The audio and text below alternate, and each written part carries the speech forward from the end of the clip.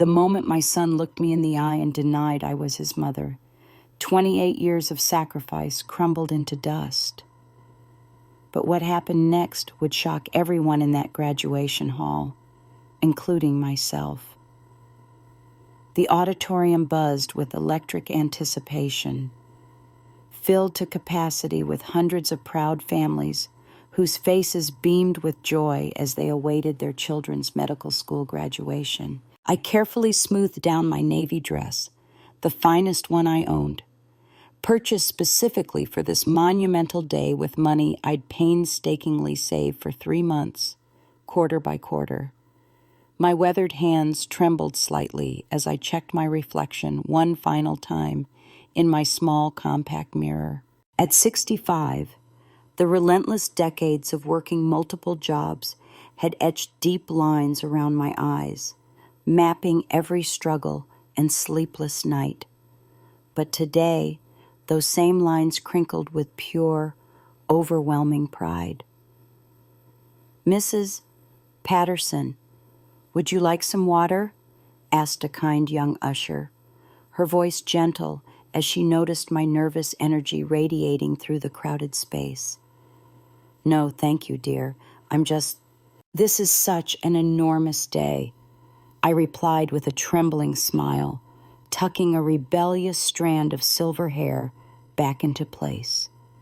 28 years of unwavering sacrifice, of choosing my son's future over my own comfort, had led to this single, shining moment of triumph.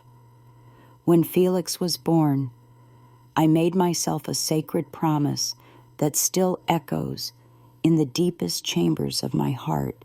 He would have opportunities I never even dared to dream of. His father, Jasper, walked out on us when Felix was only 5 years old, abandoning his family and leaving behind nothing but a mountain of unpaid bills and promises as broken as my heart.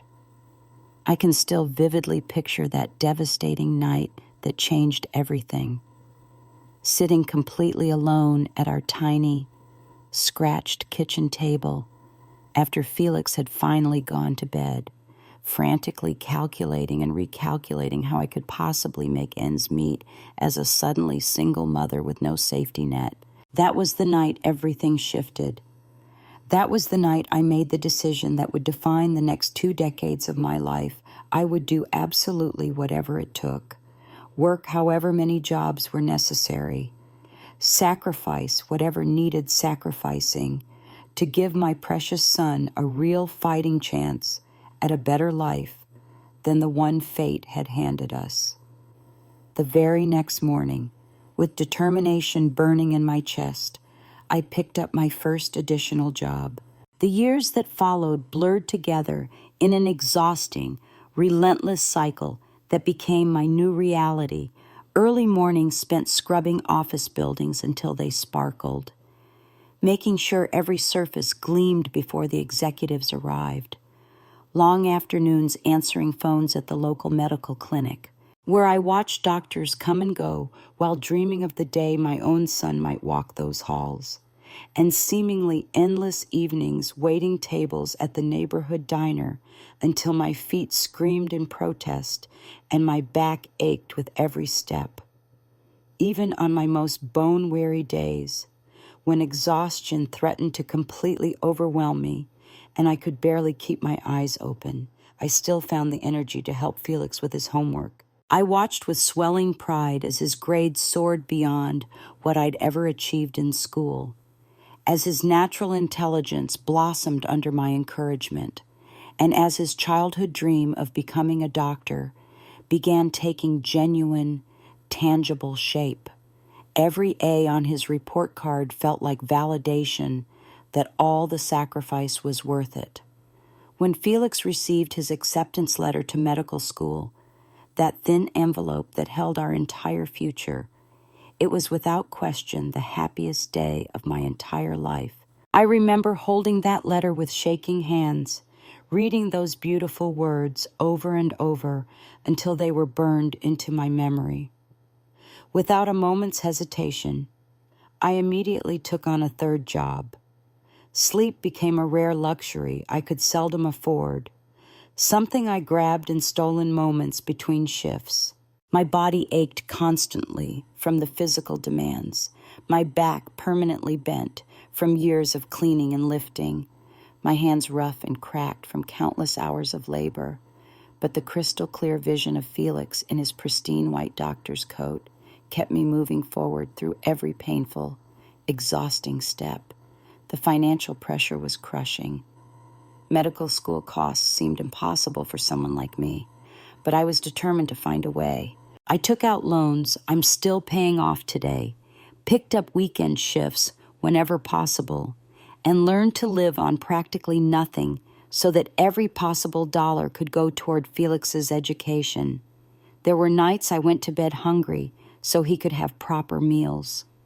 Days I walked miles to work to save bus fare that could go toward his textbooks instead. Now, as the ceremony officially began and graduates filed solemnly into the grand auditorium in their matching black caps and gowns, I searched desperately for my son among the sea of identical academic regalia. When I finally spotted him, tall, confident, everything I'd always known he could become, my heart swelled with such overwhelming pride I genuinely thought it might burst right there in my chest. He looked so incredibly handsome, so accomplished, so completely worthy of every single sacrifice I'd made over nearly 3 decades. I'd actually done it, despite all the seemingly impossible odds that had been stacked against us from the very beginning, despite the poverty and the exhaustion and the countless moments when I thought I couldn't take another step. I'd helped my son achieve his dreams. The dean's ceremonial speech about achievement and dedication faded into meaningless background noise as I focused entirely on Felix, my mind flooding with precious memories. The little boy who used to play doctor with his collection of stuffed animals on our worn living room carpet, carefully bandaging their imaginary wounds. The teenager who studied by lamplight at our kitchen table while I worked my evening shift. The young man who called me every week during his undergraduate years to share his excitement about his pre-med courses. I barely noticed the tears streaming freely down my cheeks, each one carrying 28 years of hope, struggle, dreams deferred, and love so fierce it had sustained me through everything life had thrown at us. After the ceremony concluded with thunderous applause and the traditional cap-throwing celebration, I pushed eagerly through the celebrating crowd, my heart racing with anticipation as I sought out my son. I spotted him surrounded by a group of well-dressed students and their equally polished families, everyone radiating the confidence that comes with financial security. When I waved enthusiastically to catch his eye, the smile he gave me in return wasn't the warm, loving expression I'd been expecting and dreaming of for months. Instead, it was brief, almost embarrassed, as if my very presence somehow diminished the perfection of this moment. I hesitated, confusion beginning to cloud my overwhelming joy, but continued forward anyway. Nothing in the world could dampen this day, the day my son became Dr. Felix Patterson. Felix. And I called out joyfully, reaching toward him for the celebratory hug I'd been dreaming of, the moment that would make everything worth it. But he stepped back slightly, maintaining an uncomfortable distance between us that suddenly felt like an unbridgeable chasm. "Mom, hi, you made it," he said, his voice strangely flat, but something felt terribly, fundamentally wrong. The warmth I'd always seen dancing in his eyes, the love that had sustained me through our darkest moments, was completely missing.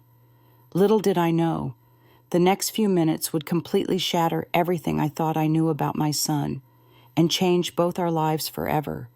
Before I could respond or process the strange coldness in Felix's demeanor, a sleek, elegant woman in her mid-40s approached our group with the confidence of someone accustomed to commanding attention. Her designer dress probably cost more than my entire wardrobe, and every detail about her, from her perfectly styled blonde hair to her manicured nails, spoke of wealth and privilege I'd never known. She placed her hand possessively on Felix's arm, her gesture so natural it suggested years of familiarity. "Darling, aren't you going to introduce me to your friends?" she asked, her voice smooth as silk, carrying just the faintest hint of a refined accent. Felix's entire demeanor transformed in an instant. His face lit up in a way it hadn't when he'd seen me, his shoulders straightening with obvious pride. "Everyone. This is Victoria," he announced with enthusiasm that cut through me like a blade. Then came the words that would haunt me forever, spoken with such casual certainty that they seemed to stop time itself. "This is my mother, the woman responsible for who I am today." The group murmured appreciatively, immediately turning their attention to Victoria with warm smiles and congratulatory comments. "You must be so proud," said one young woman. "He's talked about you constantly," added a distinguished-looking man who was clearly someone's father. Victoria smiled graciously, accepting their praise without the slightest hesitation or correction, as if she'd been receiving these accolades for Felix's achievements her entire life.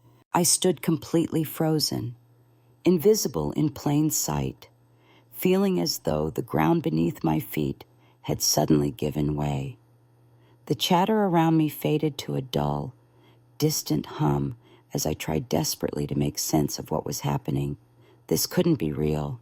After 28 years of sacrifice, of working my fingers to the bone, of choosing his future over my own basic needs, how could my son, my Felix, be standing there with his arm around a complete stranger he was calling Mother One of Felix's friends, a young man with kind eyes who seemed genuinely confused by the situation, turned to me with a puzzled expression. "And you are," he asked politely, clearly trying to place my role in this celebration. I opened my mouth, but no words came out. "How do you explain that you're the real mother when your own son has just publicly denied your existence? How do you claim your place when you've been so thoroughly erased?" Felix glanced at me nervously, then quickly looked away before speaking words that would forever change how I saw him. "This is Margaret," he said, his voice carefully casual. "She's a family friend. She's been very supportive throughout my education. A family friend." 28 years of motherhood, of sleepless nights when he was sick, of working 3 jobs to pay for his dreams, of loving him more than my own life, all of it reduced to family friend. The betrayal was so complete, so devastating, that I felt something fundamental break inside my chest. But even as my heart shattered, something else began to ignite, a fierce protective anger that had been building for decades. This wasn't just about me anymore. This was about truth, about honoring the sacrifice that had made this moment possible, about refusing to be erased from my own son's story. The world seemed to tilt beneath my feet as conversations continued around me. Victoria graciously accepting congratulations for raising such a wonderful young man. Felix beaming with pride at having such an accomplished mother to show off to his peers. I watched this elaborate charade unfold, understanding with growing clarity that this wasn't a spontaneous moment of confusion. This was planned, rehearsed, deliberate. I took a deep, steadying breath, feeling the weight of every sacrifice I'd ever made for this moment. The early morning shifts that left my hands raw and bleeding. The nights I'd gone without dinner so Felix could have proper meals. The tears I'd cried in private bathroom stalls during my breaks, wondering if I was strong enough to keep going. All of it had led to this, To my own son, denying my existence in favor of someone who'd never lost a single night's sleep worrying about his future. But I was done being invisible. I was done being erased. I was done letting my son live a lie that diminished not just me, but everything we'd overcome together. With newfound determination coursing through my veins, I stepped forward into the circle of conversation. "Actually," I said, my voice surprisingly steady, considering the earthquake happening inside my chest, "I have something important to say." All eyes turned to me, and I watched Felix's face drain of color as he realized what was about to happen. Victoria's perfect smile faltered for the first time since I'd laid eyes on her, uncertainty flickering across her carefully composed features. "Actually," I repeated, my voice growing stronger with each word, "I'm Felix's mother, his biological mother, his real mother." The silence that followed was absolutely deafening. You could have heard a pin drop in that crowded reception hall. Felix's friends looked between us with obvious confusion, their earlier easy chatter replaced by uncomfortable tension. Victoria's perfectly manicured hand slowly fell from Felix's arm as if she'd been burned. "Margaret," Felix said through gritted teeth, his voice carrying a warning I'd never heard before, "perhaps we should discuss this privately." "I think we're well past privacy. Don't you?" I replied, surprised by my own boldness but refusing to back down now.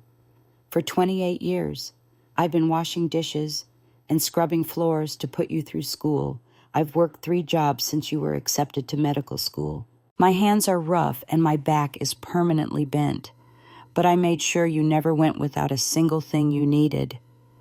I turned to address the group directly, my voice carrying the weight of decades of struggle. "I'm not looking for sympathy, and I'm not trying to embarrass anyone, but I will not be erased. Not today. Not after everything we've been through together." Victoria finally found her voice, though it lacked the smooth confidence it had carried moments before. "Felix has been living with his father and me since he was 17, she said carefully. "We've supported him through college and medical school. Supported him." I couldn't help but laugh, though there was no humor in the sound. "With what?" "The money I sent every month. The student loans I'm still paying off, the savings account I emptied to cover his living expenses." A flash of something, guilt, perhaps, or recognition, crossed Felix's face, but he remained silent as his 2 worlds collided in the most public way possible.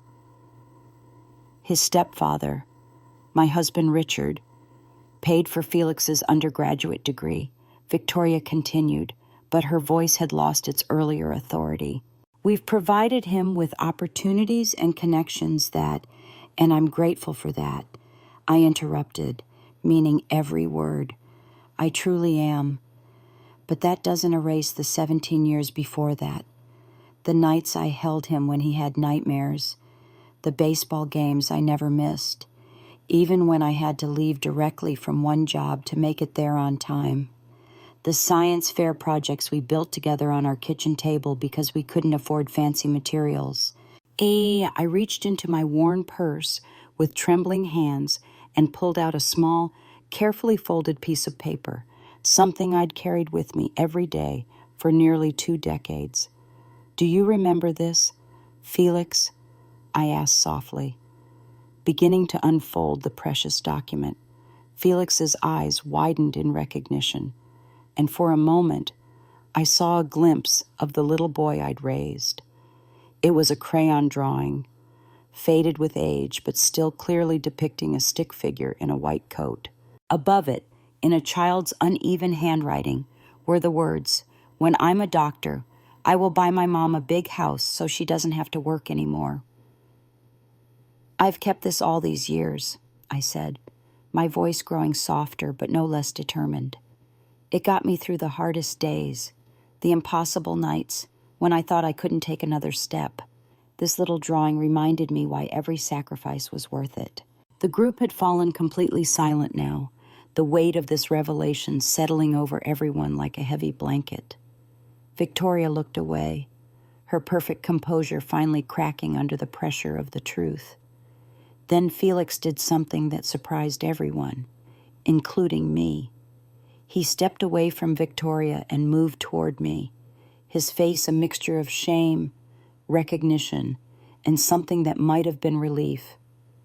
"Mom," he said, his voice breaking on that single precious word. "I'm so sorry." But I wasn't finished. I needed to understand how we'd gotten to this point, how the little boy who'd promised to buy me a house had grown into a man who could deny my very existence. "I need to know why," I said, my voice barely above a whisper but carrying clearly in the hushed space around us. "After everything we've been through together, why would you introduce her as your mother? Why would you reduce me to a family friend?"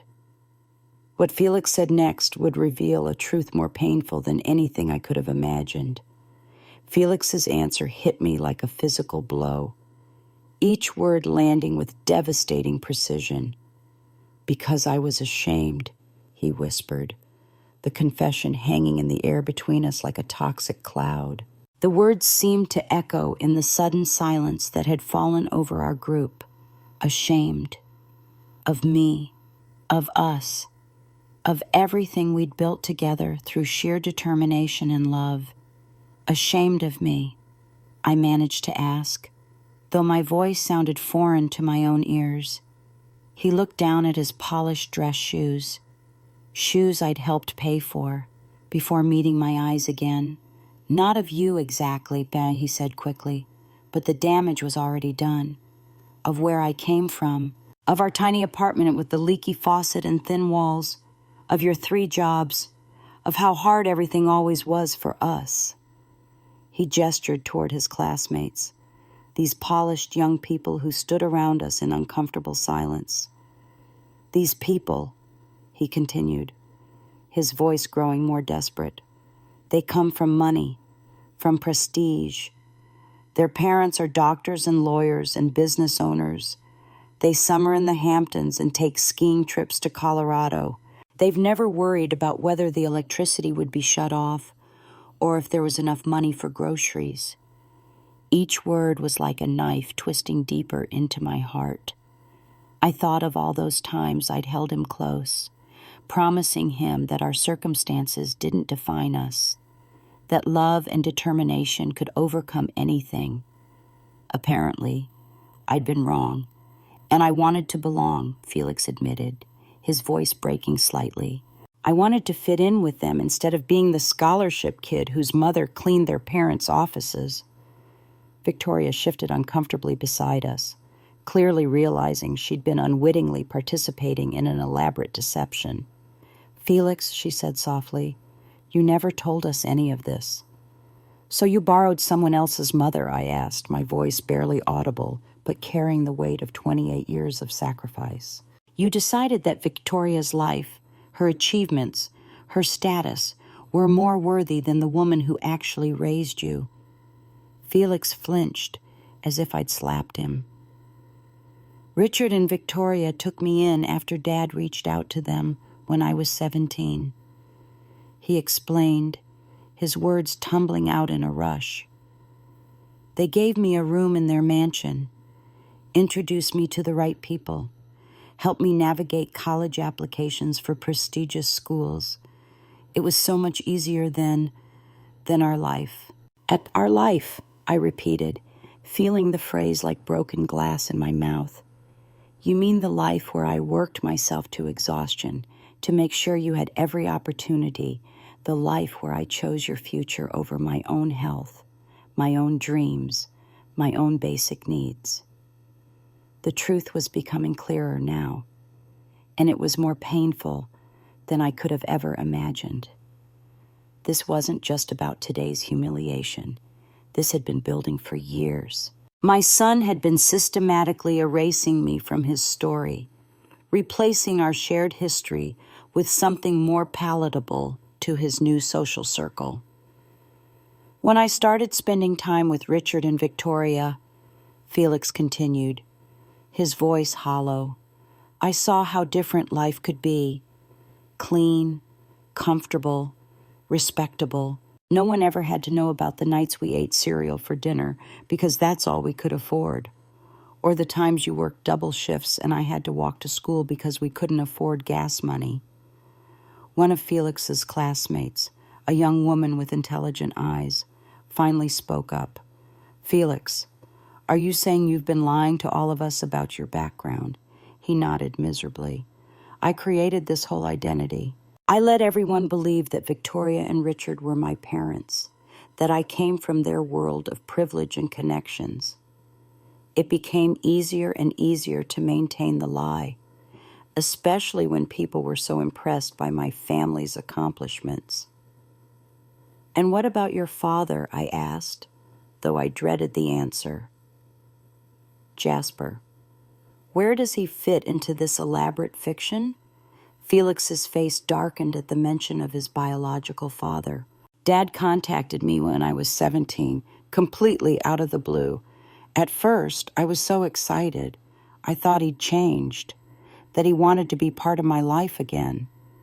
But it turns out he had his own agenda. Victoria looked confused. What kind of agenda? He wasn't interested in being a father, Felix explained bitterly.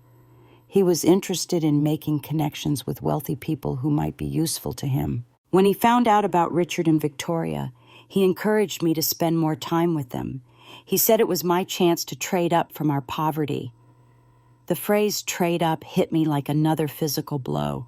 Trade up, as if I were some inferior model to be discarded in favor of a better option.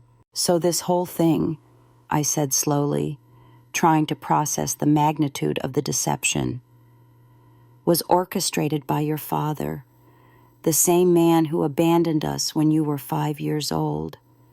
Felix nodded, tears beginning to form in his eyes. He convinced me that this was my opportunity to reinvent myself, to become someone worthy of respect. He said you would understand, that you'd want me to take advantage of any opportunity to better myself. And you believed him. The question came out sharper than I intended, but I was beyond caring about sparing anyone's feelings at this point. I was 17 and desperate to belong somewhere, Felix replied defensively. And Richard and Victoria were so kind, so generous. They offered to help with college costs, introduced me to their friends, treated me like I was their own son. I turned to Victoria, who had been standing silently through this entire revelation. And you had no idea about any of this, about his real background, about what he was hiding. Victoria's composure had completely crumbled now, her perfect facade replaced by genuine distress. We knew Felix came from humble beginnings, she said quietly. Richard and I were told that his mother, you, were struggling financially and couldn't provide a stable environment for his final years of high school. We thought we were helping a promising young student who needed mentoring and support. We never intended to replace you, she continued, looking directly at me with what appeared to be genuine remorse. We thought we were supplementing his family support system, not supplanting it. The irony wasn't lost on me. While I'd been working myself into the ground to pay for Felix's education, he'd been living in luxury with people who believed they were rescuing him from an inadequate mother. The mother who had sacrificed everything to give him the opportunities he was now using to erase her from his life. And the money, I asked, though I was almost afraid to hear the answer. All those times you asked for extra funds for textbooks, lab fees, living expenses, Felix couldn't meet my eyes. Some of it went to legitimate expenses, he mumbled. But some of it, Dad convinced me to ask for more than I needed. He said Richard and Victoria had so much money they wouldn't even notice, and that I deserved compensation for all the years of hardship. The betrayal was complete now. Not only had my son denied my existence, but he'd been stealing from the very people who were trying to help him, using money that ultimately came from my own sacrificial contributions to his education. So when people asked about your background, I said, piecing together the full scope of his deception, you told them what exactly? I let them believe that Victoria and Richard were my parents, he admitted, that I'd grown up in their world, attended private schools, had all the advantages their children had. It was easier than explaining the truth. The truth, I repeated. You mean the truth about a mother who loved you so much? She worked 3 jobs to give you opportunities she never had. The truth about a woman who chose your dreams over her own comfort, her own health, her own future. Felix was crying openly now, but I felt no satisfaction in his tears. If anything, seeing him break down only made the pain worse, because despite everything, he was still my son. Despite his betrayal, his shame, his lies, I still loved him with a fierce, protective love that nothing could diminish. But love wasn't enough to heal the wound he'd inflicted today. Love wasn't enough to undo years of systematic erasure, of choosing a more palatable family history over the truth of our shared struggle and triumph. The question that haunted me most was simple but devastating. How do you forgive the unforgivable? How do you rebuild a relationship when the very foundation of it has been so thoroughly destroyed? As I stood there in that reception hall, surrounded by the evidence of my son's deception, I realized that everything I thought I knew about our relationship had been built on lies, and I wasn't sure if either of us knew how to find our way back to the truth. Before I could respond to Felix's devastating confession, a distinguished-looking man in an expensive suit approached our group with the confident stride of someone accustomed to commanding attention. He placed his arm around Victoria's waist with practiced familiarity, his smile broad and celebratory. "There's my graduate," he exclaimed enthusiastically, clapping Felix on the shoulder with obvious pride. "The newest Dr. Patterson. I've already spoken to Dr. Harrison about a position at his practice. Top dollar. Son." He noticed me standing there and extended his hand with the automatic courtesy of a successful businessman. "Richard Mitchell. You must be one of Felix's instructors." Before I could respond, Victoria placed her hand on her husband's arm, her expression troubled. "Richard, this is Margaret, Felix's mother." Richard's confident smile faltered instantly, confusion replacing his earlier enthusiasm. His mother, but I thought, and he looked between Felix and me, clearly trying to reconcile what he was seeing with what he believed to be true. "It's complicated," Victoria said quietly, her voice lacking its earlier composure. Richard's lawyer instincts seemed to kick in as he studied the tension in our small circle. "Felix, what's going on here?" My son finally looked up, his expression unreadable, but his shoulders set with the weight of someone about to reveal a terrible truth.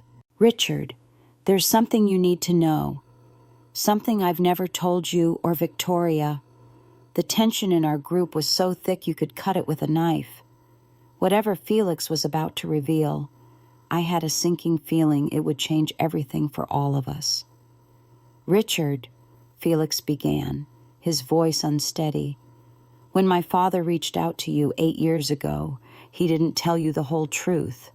Richard frowned, his confusion deepening. "What are you talking about?" "Jasper and I were college roommates.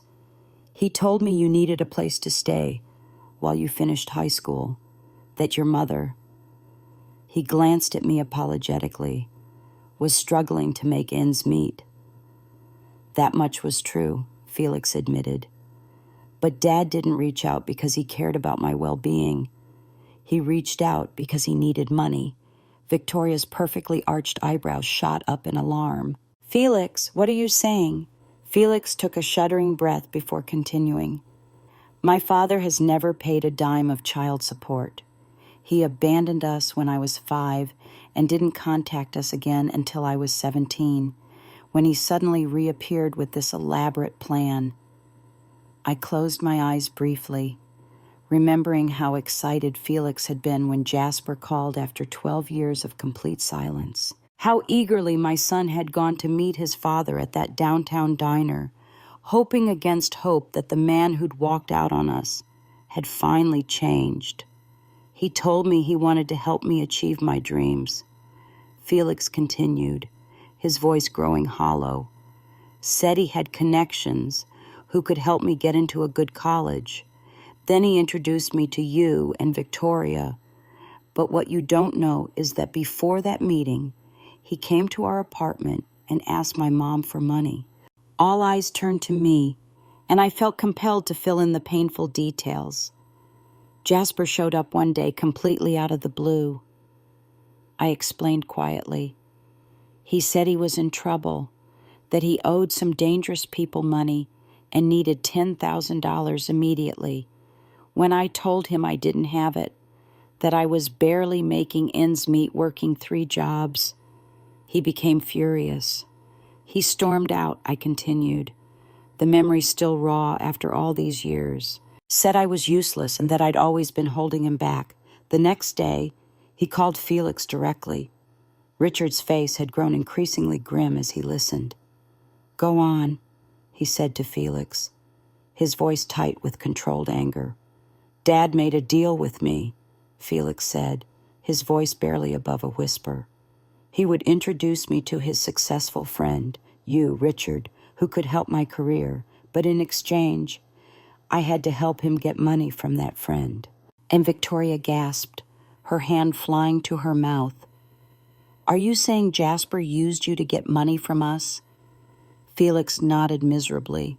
At first, it was just supposed to be a college fund he could borrow from. But then he started asking me to request more money for textbooks, for rent, for medical supplies. I did send some of it to legitimate expenses, but not all of it. Dad convinced me that you had so much money you wouldn't even notice, and that I deserved it after all the years of hardship. And the scope of the deception was staggering.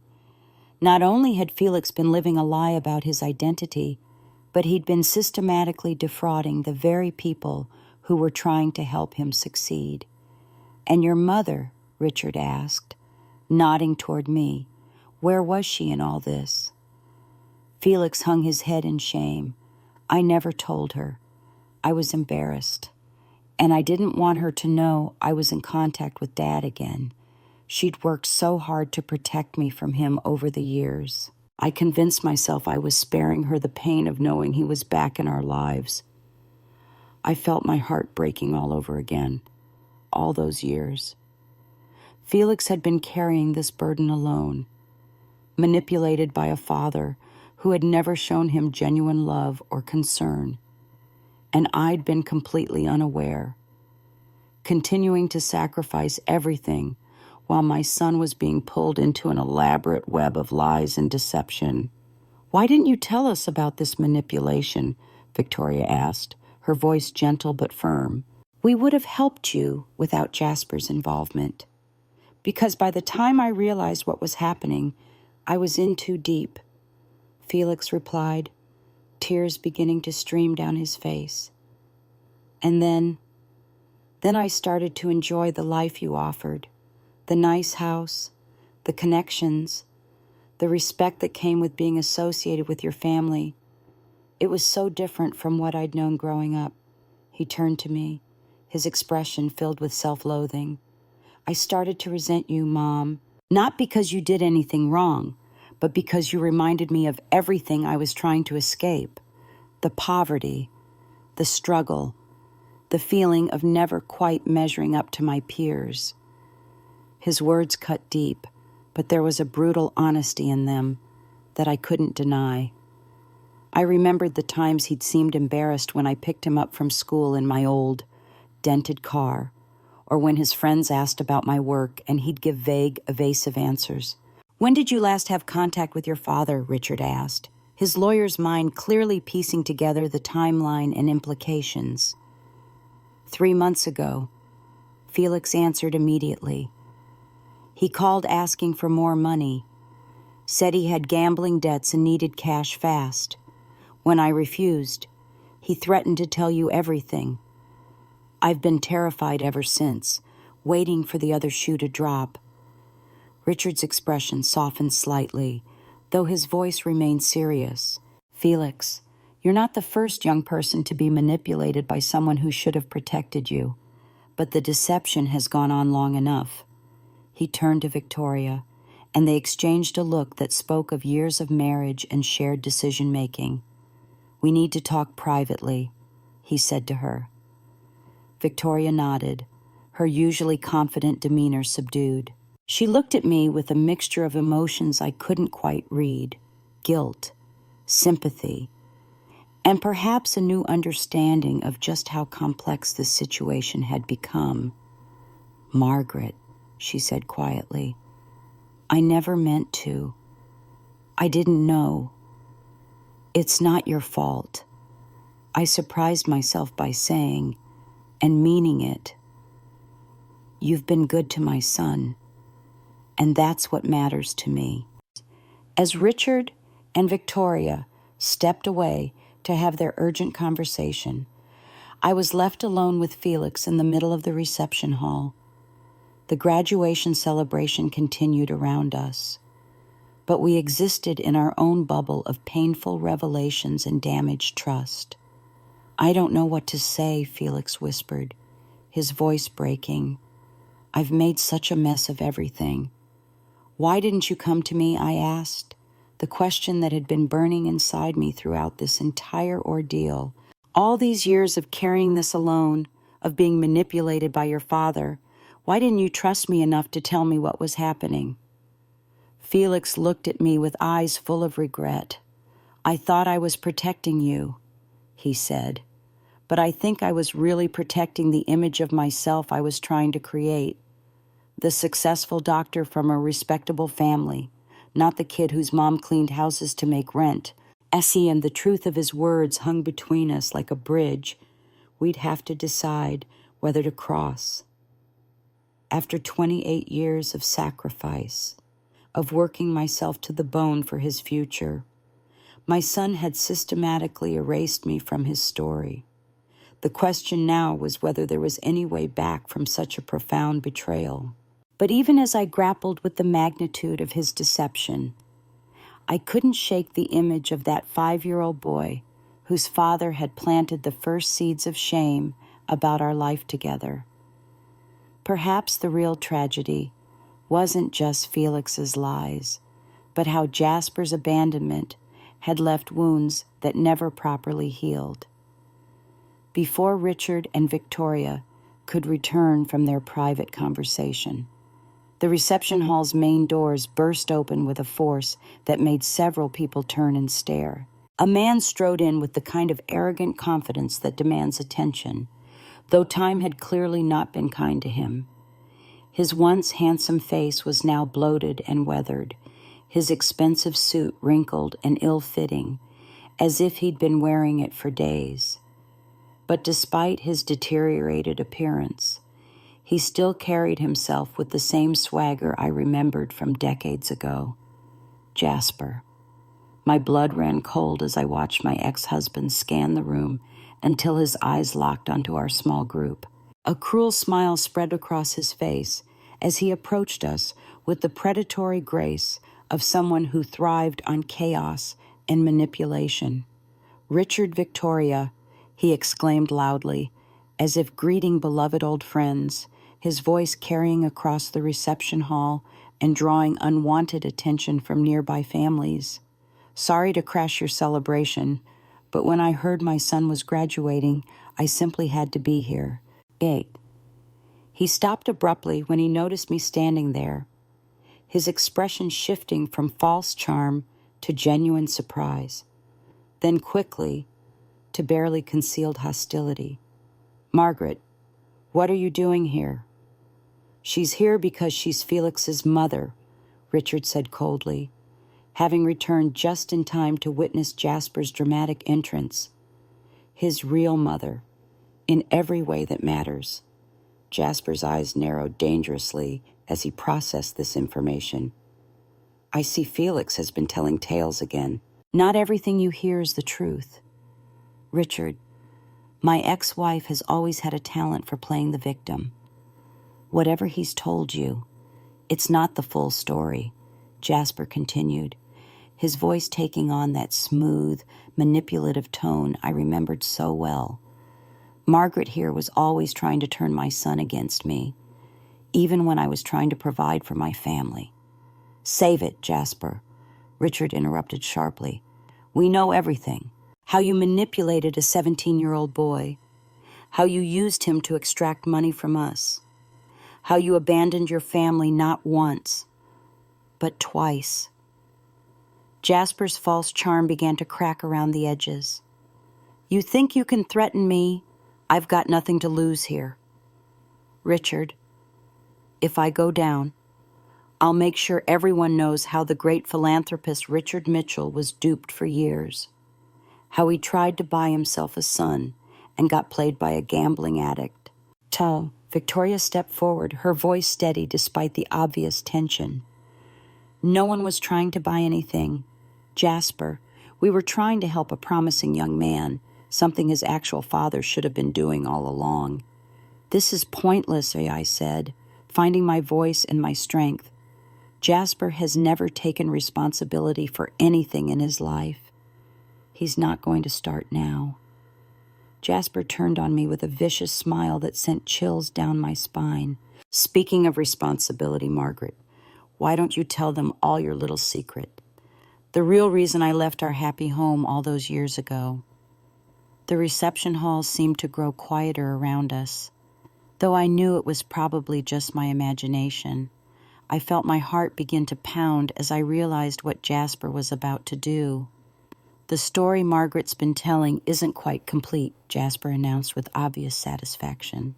She likes to paint herself as the martyr, the abandoned wife who sacrificed everything for her son. But she never mentions the real reason I walked out. Felix looked between us, confusion and dread written across his face. What is he talking about? Jasper's smile widened with cruel triumph. Your mother had an affair, Felix, with my best friend. I found them together, which is why I left, because she betrayed me first. The words hit like a physical blow, even though I'd been expecting them. I closed my eyes briefly, feeling the weight of a secret I'd carried for over 2 decades, pressing down on my shoulders like a stone. Mom. Felix's voice was uncertain, almost childlike. Is that true? I looked at my son, at the confusion and hurt in his eyes, and knew that this moment would define everything that came after. The truth was complicated, messy, and painful, but it was still the truth. Yes and no, I said quietly, my voice steady despite the earthquake happening inside my chest. I did have a relationship with Thomas, but it wasn't an affair. What does that mean? Victoria asked gently, her lawyer's wife instincts recognizing that there was more to this story. I took a deep breath, preparing to reveal a part of my past I'd never intended to share. Jasper and I were already separated when I met Thomas. Jasper had walked out on us after emptying our bank account, not for the first time.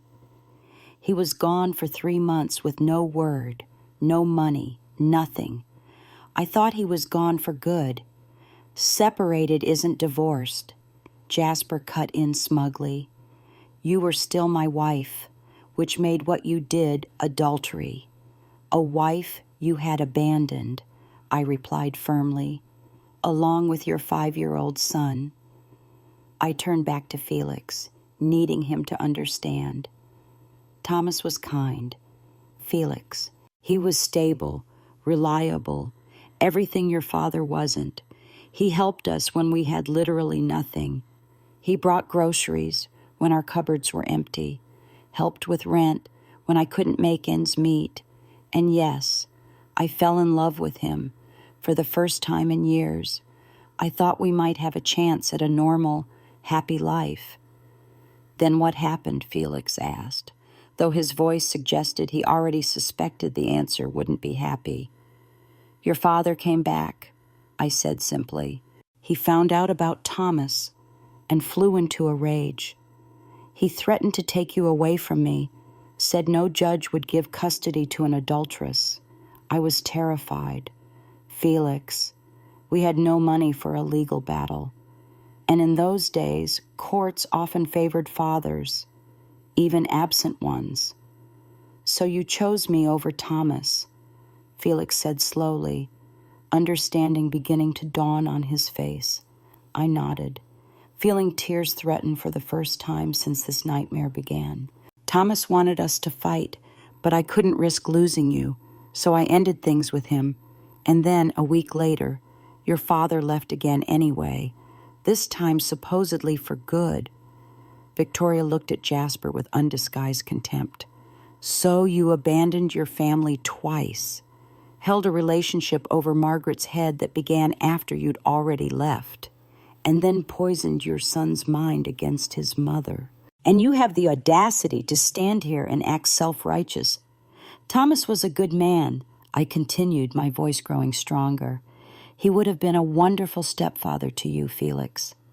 But I chose to protect what I thought was your relationship with your biological father. Even though that father had already shown he had no interest in being part of your life, Richard stepped forward, his expression grim. I think it's time for you to leave, Jasper, now, before I call the police and report the financial fraud you've been orchestrating for years. Jasper's bravado began to falter, but he wasn't quite ready to give up. You think you can threaten me? I've got nothing to lose. Richard, if I go down, I'll make sure everyone knows how you were played, how you tried to buy yourself a son and got conned by a deadbeat father and his manipulative ex-wife. The only thing I regret, Richard said evenly, is that it took this long for the truth to come out. And the only person who got conned here was a 17-year-old boy who desperately wanted his father's approval. Jasper looked around the group, searching for any ally or advantage, but finding none.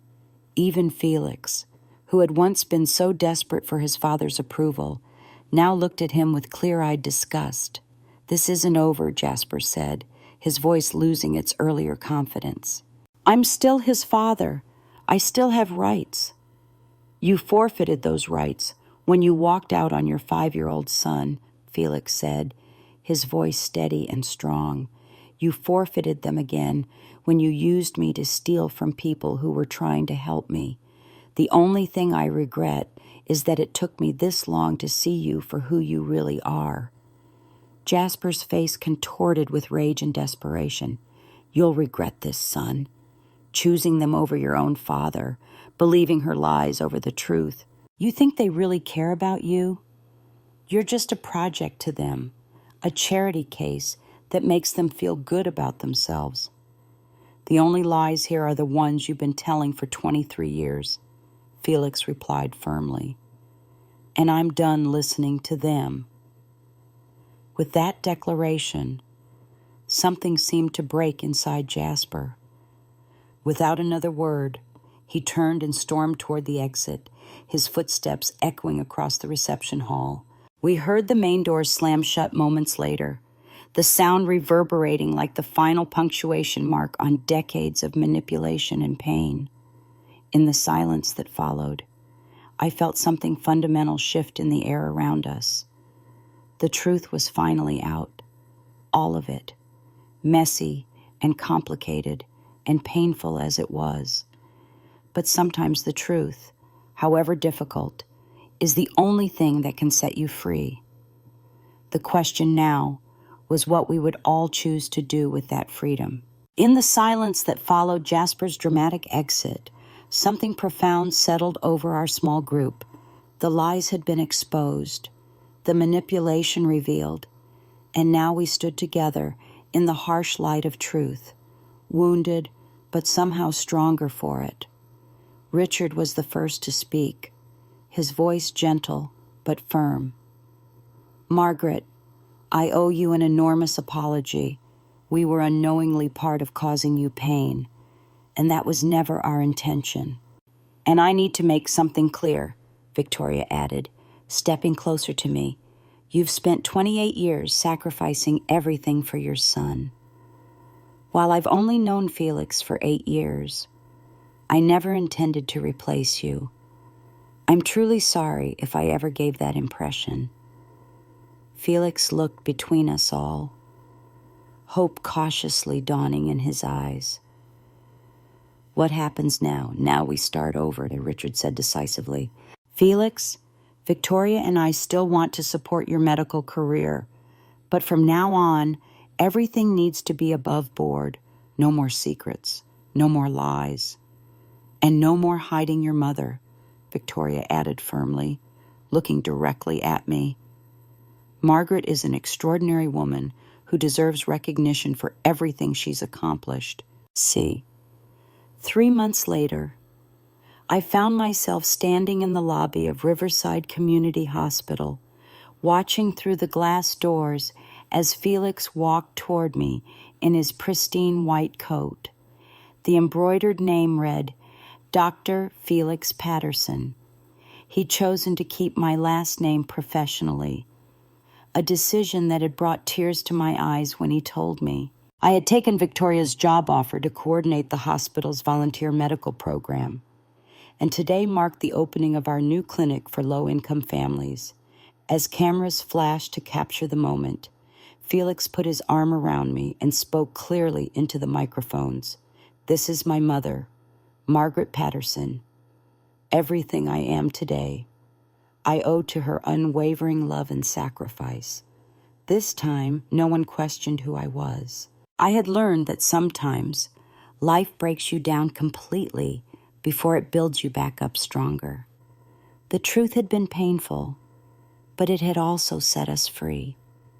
At 65, I had discovered that it's never too late for recognition, for new beginnings, or for the love between a mother and child to heal even the deepest wounds. Dear friends, this story reminds us that love, true, unconditional love, never gives up, even when it's tested beyond all limits. Margaret's journey teaches us that our worth isn't determined by wealth, status, or the approval of others. Sometimes the people we sacrifice everything for might temporarily lose their way, but genuine love has the power to guide them back home. As parents, as children, as human beings, we all face moments when we must choose between what's easy and what's right, between shame and authenticity, between lies and painful truths. Margaret shows us that no matter how dark the night becomes, morning always comes for those who refuse to give up on love. What moments in your own life have tested your faith in unconditional love? Have you ever felt overlooked or unappreciated for your sacrifices? Share your story in the comments below. Your experience might be exactly what someone else needs to hear today.